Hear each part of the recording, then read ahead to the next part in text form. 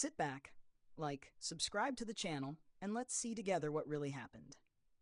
This is a long story, but I think many of you will enjoy following the plot, so I'd really appreciate it if you read until the end. Thanks in advance. I wanted to share my story, hear your thoughts, and maybe even get some clarity on where things went wrong. I've asked a lot of friends, including my female friends, and we still don't have a clear hypothesis. I'll describe what happened without adding my own opinion on her actions to keep the story as accurate, raw, and unbiased as possible. But if you notice any potential BS, please call it out, and I'll address it. I'll include as many details as possible so you have the full picture. So, please excuse me if I go into too much detail. I just want you to feel like you're in the scene, if that makes sense. I'm a 21-year-old Asian third-year college student who works out every day. Yes, I'm in pretty good shape, and being 6'1" definitely helps. For context, this girl, let's call her Julia, is also 6'1", Latina, and 20 years old. At the start of this fall semester, around early September, I noticed this gorgeous, tall girl working out at our school gym. I saw her a couple of times, but never approached her for a few reasons. I didn't want to come off as creepy, and I don't usually eat where I shut. Plus, she only talked to people when other guys approached her, so I didn't feel like competing. But then I ran into her at my apartment elevator. I realized she lives in the same building. So when I got into the elevator, I asked, "Hey, don't you always work out at the gym?" And she replied, "Yeah, I actually just came back from the gym."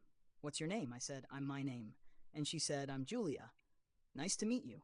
I'll see you around." Then she got off the elevator. Her smile melted my heart, and I knew instantly she was sweet and kind. A few days later, I saw her again at the elevator.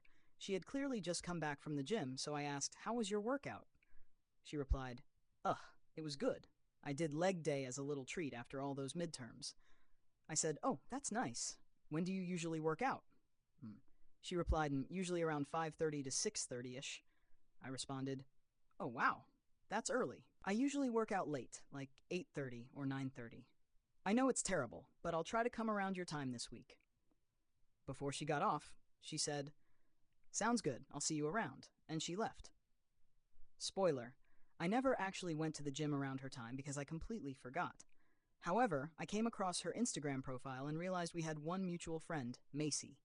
I texted Macy and asked her to check if Julia was single. A few days later, Macy texted back, saying Julia was single but also curious about who was asking. She was dying to know because the mystery was eating her alive. So I let Macy tell her it was me who asked. Apparently, Macy described me as a tall Asian guy with glasses, so Julia was still confused about who I was. LMAO. Day 1, Monday. Nothing happened for a few days. Then on Monday, October 7th, I was finishing my workout around 8:30 p.m. when I saw Julia walk in, which was unexpected since she usually worked out earlier. So naturally, I started working out again. LOL. We made eye contact and smiled, but I didn't approach her. A few minutes later, while I was taking a break, Julia came up to me smiling and said, "I didn't know you knew Macy." I nervously replied, "Oh, so you know that I asked if you were single, haha." And she said, "Yeah, haha, so yeah, I'm definitely single." The conversation flowed naturally after that. I asked if I could walk her home, and she said that would be nice. We worked out separately, and when she was ready to leave, she approached me. As we walked back to our apartment, we started chatting and getting to know each other. It was clear she was interested, and the conversation was smooth and engaging. For example, we discovered we were both technically international students studying in the US due to documentation issues, and that we were both trying to get green cards. At one point, she joked, "Well, I was planning to get a green card by marrying someone, but you ruined my chances with that now. So that's on you." Mind you, this was our first night hanging out, and we'd only met 30 minutes ago. At one point, a cockroach crossed our path, and I just picked it up and threw it away in the trash, which freaked her out a bit. She got behind me and asked if I wasn't scared of bugs. I said I wasn't, and she replied, "Oh, I am afraid of bugs. See, we already have good chemistry." I won't go into every detail, but it was clear she was trying to establish a connection. She laughed a bit too hard at my jokes and kept hitting my shoulder, which my female friends told me was obvious flirting. When we reached the elevator, I asked if she had eaten dinner. She hadn't, so I suggested sushi, and she said yes. We sat at the restaurant, chatting so much that the waiter told us the kitchen would soon close. Even after our food arrived, we were so engrossed in conversation that I barely remember how it tasted. I'd mentioned I was on a cut, and she said, "Well, you don't have to cut anymore. I don't know how you feel, but from my perspective, you look pretty great right now." It was a sweet compliment. We talked about our lives, childhoods, families, and her inspiring story about surviving cardiac arrest. The conversation was deep, full of laughter, and made it clear we were both genuinely interested. I walked her to her unit, we exchanged numbers, and we agreed to work out together the next day. Now, I'll copy and paste our text messages from that night. Reading them might help you understand our vibe, so I'd appreciate it if you did. Day 2, Tuesday. For most of Tuesday, nothing happened until the afternoon workout, so I'll include the text messages here first. The workout went well. It was very flirty and filled with jokes and laughter. Afterward, we walked back home together and decided to study together. While studying, there was obviously some physical contact, like cuddling and holding hands. We also talked about our full names, hers was long, and favorite colors, flowers, and such. I showed Julia my list of restaurants to try in the city and asked, "Do you want to visit these with me? Only if you want to go, of course." She replied, "Of course, I'd want to go with you. Did you think otherwise?" We studied a little, chatted a lot, and then went to sleep. Day 3, Wednesday. Again, I'll skip over our text conversation until our in-person meeting in the afternoon. After our text exchange, I walked her home, and as we were talking in front of her door, she asked if I wanted to come inside for a house tour. I said yes, and she prepared cucumber snacks for us to eat together. We talked about our days, and then she brought up the topic I'd mentioned earlier about East Asian men mostly dating Asian women or people of their own ethnicity. She asked if my parents would care, and I said they wouldn't. I don't remember how, but we ended up discussing children, and she mentioned that she wasn't sure if she'd have biological children due to her family's heart issues. Then we discussed future plans after college, her medical school goals, and my career plans. The conversation was really good and deep. We also held hands, and because she had heart issues, she was always cold. I'm naturally warm, so she said, "You're so warm." We both agreed that I could warm her up. We were a good match, even temperature-wise. Then I sat on her couch, and she sat beside me, putting her legs across mine and cuddling against my shoulder. She asked about my medical appointment. I made some jokes, we laughed, and she asked me to update her on my test results, which was really sweet of her. We talked about my faith as a Christian, too. Then we started talking about her eye dimples because she said they were rare. Since she was wearing a cap, I couldn't see her face well, so I gently lifted her chin to look at her dimples, now realizing that was a flirty move. I did it a couple of times, and then she suddenly went to the bathroom, took off her cap, used some dry shampoo, and came back to keep talking about her dimples. I looked at her face again, and we kissed. I tried to keep it light since it was our first kiss, but she pulled me in for a longer one, so I went with it. When I tried to finish with pecks on her cheeks since she was about to go hang out with her friends, she said, "Why rush?" and kept kissing me. I didn't mind at all. While I was putting on my shoes, she rubbed my back and wanted me to stay longer, but I also had to leave for a meeting. We started texting again after I left. I'll skip the rest of the day's texts. Day 4, Thursday. Once again, nothing much happened in the morning besides texts, which I'll summarize first. I went to her room, met her roommate briefly, and set up my study stuff on Julia's desk. She studied on her bed.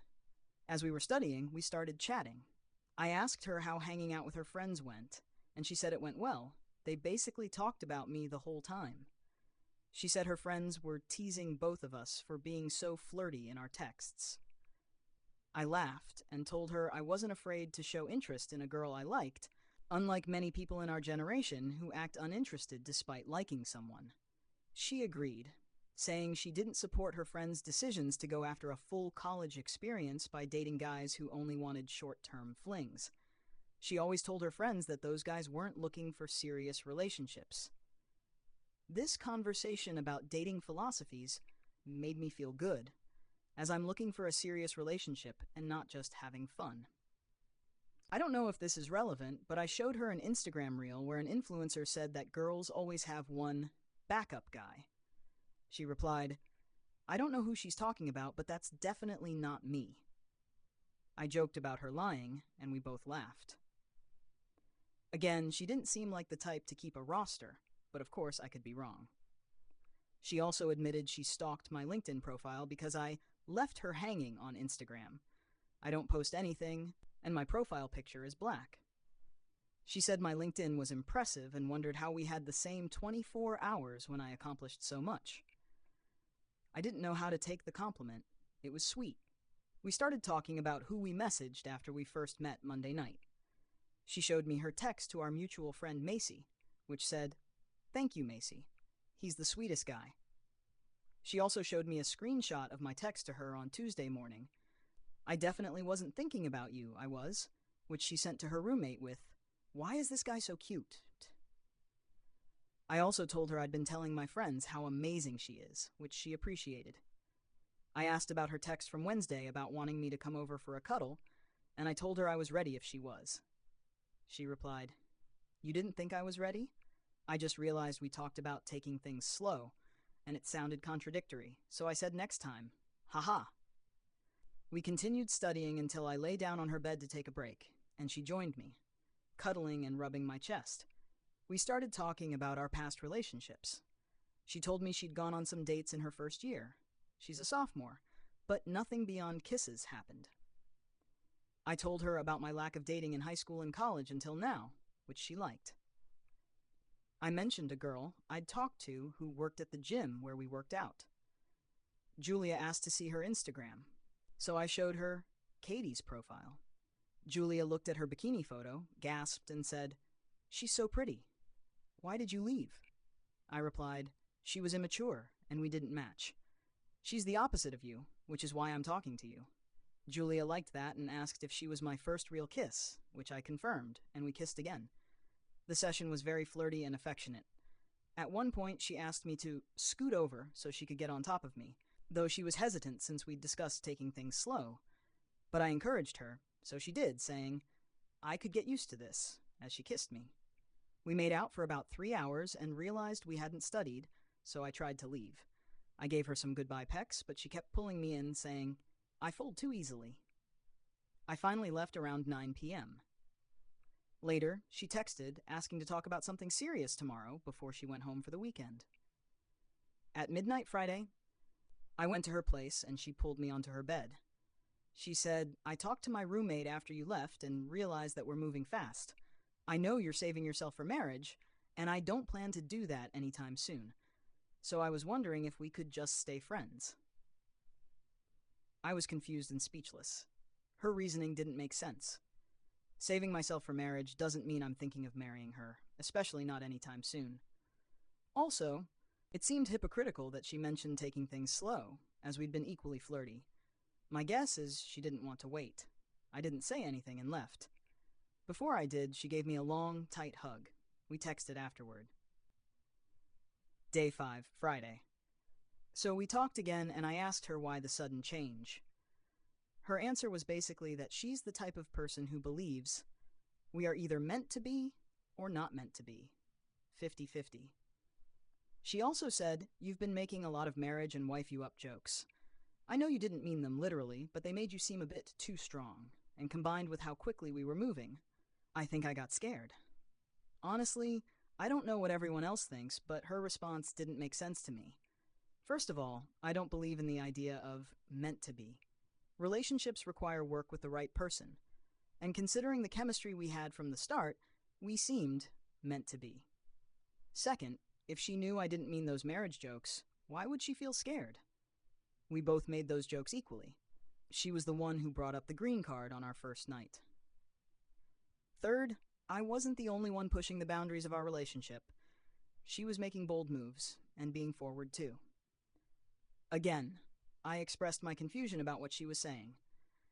I left her apartment, but I anticipated this reaction, so I wrote her a letter expressing that I wanted her to stay and that I was willing to work through whatever was scaring her. This is her response.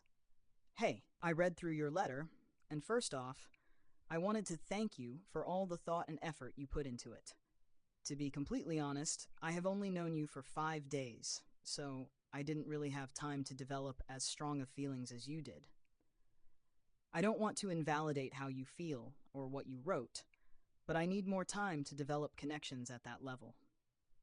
I think that's why I felt you were coming on a bit too strong, and it scared me since I'm not there yet. Additionally, I want to clarify again that it never was and never will be about the sex. It was more about the principle that we have different visions for a potential relationship. That being said, I still believe that we aren't meant to be, even if you can't see it yet. You deserve someone who will match your pace and expectations, and I believe I deserve the same. It seems that your feelings about this situation are still raw, so I think it might be best for us to consider if friendship is the right course of action. I just want to ensure there's no bad blood between us, so that we can see each other without awkwardness or animosity. I'm sorry for hurting you. I was just dating to see if we would be a good fit, and I think it's better to be upfront now rather than drag out a relationship that I sensed from the start might not be the best fit. So sorry once again. To which I replied, hey, I definitely want to end on a good note and not make things weird. Plus, I never think about having bad blood, especially since we live in the same apartment. I don't want you to feel uncomfortable. But your reply actually confused me so much. I know this is a long paragraph and you're enjoying your time with your family, but I would really appreciate it if you could read and reply because I'm just extremely confused right now. Please don't feel pressured to respond while you're with your family. I would just appreciate an answer when you get the chance. While I appreciate your explanation and your apology for clarifying it wasn't about sex, the rest of your explanation seems contradictory to your actions over the past 4 days.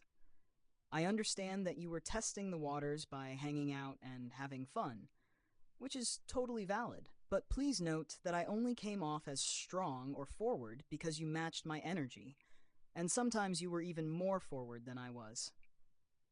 I'm not trying to blame or accuse you. I promise. Yes, I gave you a lot of compliments and made cheesy lines, but you did as well. I initiated holding hands and cuddling, but you were the one who suggested kissing me after 2 days of hanging out and inviting me into your room. I wasn't even thinking about it, and you literally said you took your hat off so you could kiss me, unless you were lying. Yes, I made marriage and kid jokes, but you were the one who brought up green card jokes on our first night and matched my energy afterward. Even though you said, just studying Occam, when you invited me to come over and study last night, I didn't force you to cuddle. You initiated the study break, and we naturally made out. I feel like I forced none of it. Yes, I did give you a kiss on the cheek, but you admitted you liked it. I wasn't the one who made you go on top of me and kiss me. You wanted to, and you did. I remember you saying, I can get used to this. And when I was just admiring your face, saying, you look so pretty right now, you kept kissing me by leaning in. And when I asked why I couldn't just look at your face, you said, because I fold too easily. When I said, why are you so pretty? You immediately replied, why are you so cute? I can cite more examples, but I think you get my point. And I'm not saying these were all wrong. No, I liked it too and appreciated your actions. I thought you were doing them because you actually liked me. Maybe not as much as I liked you, but as you've said, you liked me previously through text. Unless all of these moments were just you having fun and thinking of me as someone to cuddle and make out with without any real feelings, then it is what it is. But I just wanted to know, did you actually like me when you said we liked each other? I still don't understand how you could switch up so quickly after a conversation with your roommate, especially when your texts were still flirty like before. Could you hint at what you discussed? And yes, I understand that having different visions for relationships makes sense, and I won't force you to change your mind right now. But beyond that, it just doesn't make sense to me. I just need your honest answer because your actions and words don't align with your reply right now, unless you were always lying to me. I want to know what made you switch so suddenly. We both matched each other's energy and pace, even though you did mention wanting to take things slow. Then, I double texted her 3 hours later. If you are scared because we were going too fast or I was coming on too strong, I think the best way to handle it is to talk about it and work it out. I think we both are mature enough to go through this together. I don't think ending it is the best way to resolve this, unless you lost feelings like that in a snap after we spent 2 hours together. I was reading through our texts from the first night, and it's hard for me to imagine you lost feelings all of a sudden. You talked about not being a good fit, but from my side, I can't see anything that could have led me to believe that we weren't a good fit unless I overthought it. Sorry if I'm bothering you too much, I just feel like this is abrupt. Then came one of the coldest responses I received from her. To be honest, it was 5 days. In those 5 days, I got to know you and realized that we just aren't a good match. I don't think you are a bad person or did something wrong, but you just aren't the one for me, and I'm not the one for you. I think you are reading too far into things. Everything that I said, I meant, so it wasn't a lie. But this is essentially what dating is all about. I date with the intention of finding a relationship, but sometimes it truly does not work out that way. I didn't promise you a relationship because I was simply figuring out if that was the next step for us. I have nothing really left to say, as I find it quite saddening that I have to explain myself to you after just 5 days of knowing you. I think my reasons, for as invalid or insignificant as they might seem to you, are valid enough for me to know that this is not meant to be. I'm very clear on where I stand, and I've tried to convey that to you as directly as possible. I don't think this is something I am willing to work out. Again, I am sorry, and I wish you the best. Then she instantly blocked me on LinkedIn and Instagram, but I don't think she ever blocked me on her phone iMessage, and you'll see why later. So I thought this was over, and felt pretty sad. I suspected I would never see her again because she would do everything to avoid me. Then, the following Tuesday, someone told me they saw her working out around 8:30 p.m. at the gym, which was odd since she never works out that late. But this might be delusional thinking, so I won't say more. Then, on Sunday afternoon, I saw her studying with her friend in the lobby of our apartment. To remind you, if I were trying to avoid her, I wouldn't study in that lobby because it's very accessible and open. I would have gone to my friend's apartment to study, especially after blocking someone. But I didn't think much of it. The next Monday, I saw her at the gym around 7 p.m. I ignored her a couple of times to avoid disturbing her, but finally I decided to just go up to her and fist bump her. Fortunately, she smiled back and fist bumped me. Before she left, she looked at me and smiled. Hence, I thought the vibes weren't terrible at least, and I thought she might just be a really nice person. Then, 2 days later, at midnight on Wednesday, October 23rd, about 2 weeks after I got blocked, I noticed that she had unblocked me on Instagram. I was both thrilled and confused because I wondered why she would unblock me. Since she didn't make any other moves, I also didn't do anything until Saturday night when I encountered her in the elevator with my roommate. She got into the elevator and pressed her floor and mine as well. I don't vividly remember telling her my floor, but let's not trust my memory 100%. We started the usual conversation about how each other was doing. She told me she had just come back from her student organization's social event to get some points. She said everyone else went downtown to go to clubs, but she just came back to go to sleep. We chatted a bit more before she got off the elevator. The next day I thought, fuck it, and sent a follow request. For the next few days, she never accepted it, while she accepted my female friend's request immediately. So I thought I was cooked. The request stayed until I saw her at the gym again on Thursday, October 31st. I walked past her and she smiled at me at first, so I smiled back. Then I approached her and started a conversation. I asked how she was doing and she said she was so tired because she was hitting legs, etc. I asked her how long she had been there and she said, "About 30 minutes? I'm halfway done." Then I asked if I could walk her home that night. She said, "Sure, but you just got here though." I replied, "No, I was actually doing cardio outside, so just text me when you're done. I wasn't sure if she just said yes to be nice, or if she was genuinely interested. Luckily, for the next 20 minutes, she was working out normally, doing her regular exercises, not rushing or anything. But she was on her phone a lot more than usual. Then, out of nowhere, I saw her and her friend, in athletic clothes, walking to the cube lockers, taking her stuff out, and rushing out of the gym. I had never seen Julia with her friends at the gym, so I was confused and worried that I had creeped her out. I promise I'm not creepy. Both my male and female friends can attest to that.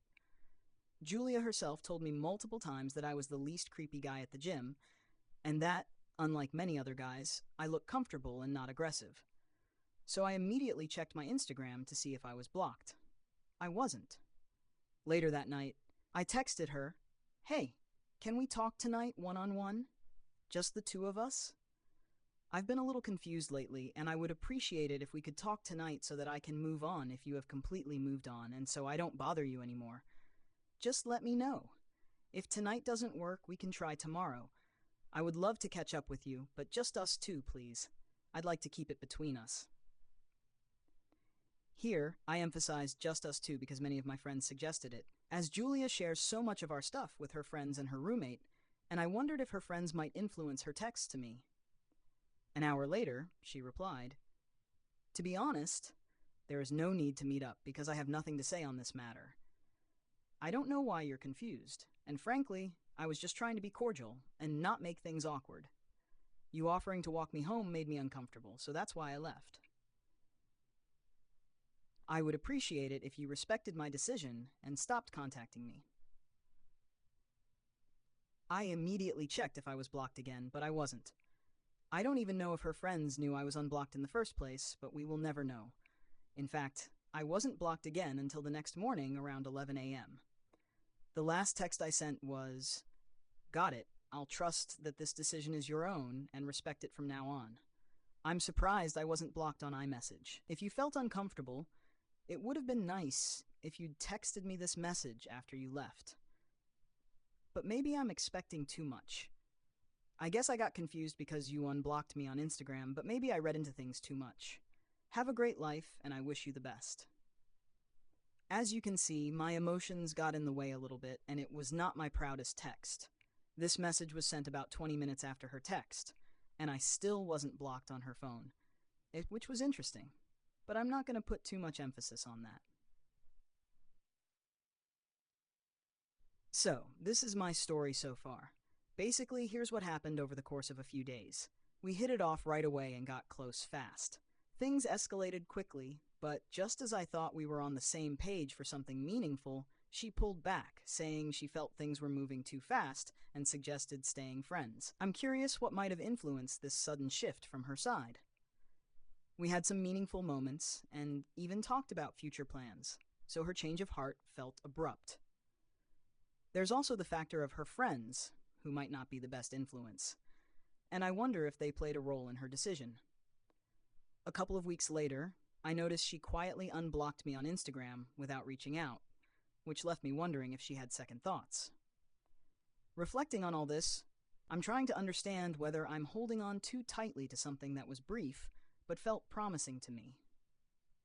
Do people ever circle back after deciding to slow things down? Has anyone else experienced a similar abrupt shift like this, and how did you interpret it?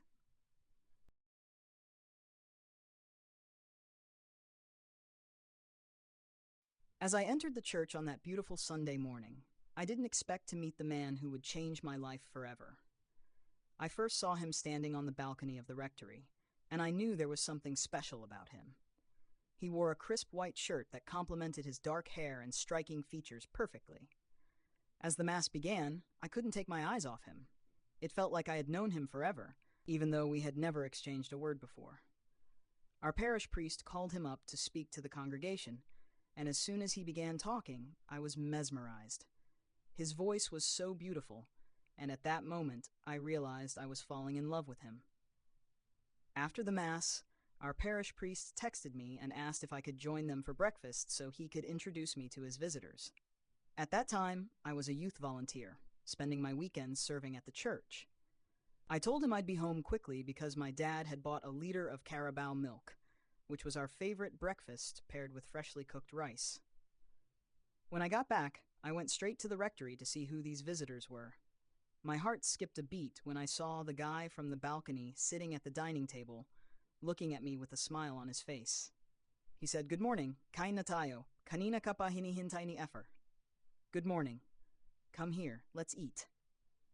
Our has been waiting for you. He offered me a seat beside him, and Farter said, "Diyan ka na umupo at magpakilala ka na." You sit beside him and introduce yourself. As we chatted over breakfast, I couldn't help but feel a strong connection with him. I knew I was falling for him, but there was a catch. He was a deacon assigned to our parish and was waiting for his ordination day to dedicate his life to God. I was heartbroken to find out that we could never be together, and I tried to dismiss my feelings, thinking it was just an infatuation. I made excuses to avoid seeing him every weekend, even though I wanted to. I focused on my studies, trying to get him out of my mind. But then I learned he would be working as a director at the university where I was studying. I felt so happy when I heard the news. We started seeing each other more often. We would bump into each other in the hallways, sharing small talk while enjoying our favorite coconut juice. I would always check on him before going home after class, and sometimes stay a little longer just to be with him. I felt giddy every time I saw him. One day he asked me out for coffee, and I said yes. We talked for hours, and it felt like I'd known him forever. He was charming, smart, and kind. As the days passed, my love for him deepened. Some of my closest friends noticed our closeness and could see the spark in my eyes whenever we talked. I couldn't believe I had found love in the most unexpected place. Our friendship blossomed into something more, but I felt conflicted. I knew he had a higher calling and was meant to dedicate his life to God, yet I couldn't deny the feelings growing inside me. I was torn between my love for him and my respect for his vocation. Then one morning, I received a message from him asking for help to collect some of his things from the seminary. As we packed his belongings, I felt a deep sadness knowing that our time together was coming to an end. But I pushed those feelings aside and focused on helping him prepare for his sacerdotal ordination. Days before his ordination, I told him I wouldn't be there because I had a family gathering, but it was a lie. There was sadness in his eyes when I said that, but he understood. I reminded him that I was his #1 supporter and that I was very happy his long-awaited ordination would happen soon. On the day of his ordination, I secretly went to the church and watched him from afar. As I saw him donning his vestments, I felt a mix of loneliness and happiness in my heart, knowing he was fulfilling his promise to dedicate his life to God. As he stood before the altar, I knew he was meant for something greater, and I was grateful to have been a part of his journey. As he spoke his vows and received his ordination, I couldn't help but shed a tear. It was a bittersweet moment for me, but I knew this was what he was meant to do. I loved him, and so I was letting him do what made him happy. I created a song for him and made a photo album filled with our pictures together, but I decided not to give it to him, as I didn't want him to feel guilty for not choosing me. We may not end up together, but I have no regrets about loving someone as pure and genuine as you are. I have loved an honest, kind, and loving man, and that is you, Reverend Father.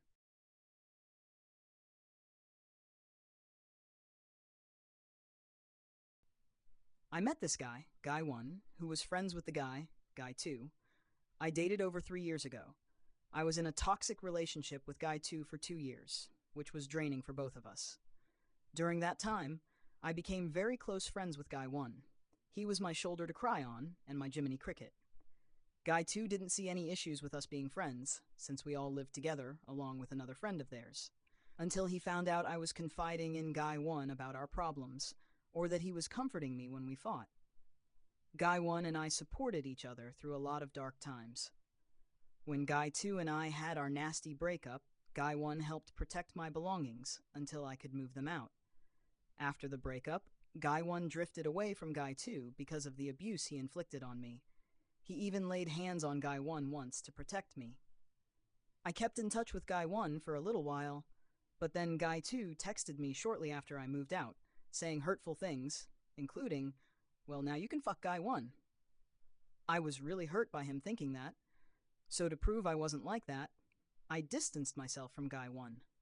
Guy one sought professional help, and when he was asked about positive people in his life, he mentioned me, saying we hadn't talked in a while. His therapist encouraged him to rekindle our friendship, so he reached out to me, and we started hanging out again for a few months. We even planned a trip to Vegas in January, but ended up going to Florida instead. When my date for my best friend's wedding bailed on me last minute to hook up with a married older woman — I have bad luck with picking dates, I know — I asked guy one to be my plus one. During the reception, I made sure to send people over to talk with him and kept an eye on him so he wouldn't feel alone, since he didn't know anyone else besides the bride and groom, all of whom were mutual friends through me. Later that night, while I was quite drunk, I sat outside with him and said something that had been on my mind for the past 6 months.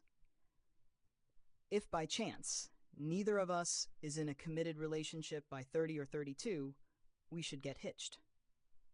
I immediately regretted it, thinking I had ruined everything.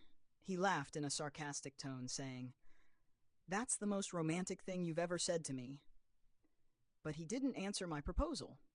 I was stewing about it until the last slow dance of the night. I couldn't find him, so I started dancing with the groom's younger brother, who is like a little brother to me. Their mom did not like that. But when we spotted guy one, he cut in. Near the end of the song, he finally responded, "To answer you from earlier, I don't need to wait until we're 32. I almost cried on the spot, still drunk, and buried my head in his chest. I told the other bridesmaids and the bride immediately after, and they were ecstatic and crying. The wedding ended shortly after that, and he drove me back to the Airbnb the bride had gotten for the girls to stay at for the 2 nights before. He ended up staying the night because I was there alone, and it was in the city. He was a gentleman. We cuddled a little until I fell asleep. I woke up at some point to hear him cleaning up the mess I had planned to tackle the next morning. In the morning, we made out a little, but didn't go any further, because I didn't want to rush things. We went to the mall, and he got me a Build-A-Bear Toothless to commemorate the day. Then we met up with the bride and groom for lunch. His way of telling them we were officially together was simply saying thank you. When the groom asked why, he planted a kiss on me without warning. The groom gushed for a while afterward, saying, "I told you so." We didn't sleep together until a month into officially dating, and oh my God, the deep connection we had made it so much better. I couldn't keep my hands off him until now. The reason I say until now is because we are expecting our little girl at the beginning of November, which sadly has diminished my sex drive. We got engaged 2 months ago and are celebrating our 1-year anniversary next week. Countless people I've told this story to have said I should contact Hallmark and make it into a movie. What do you all think?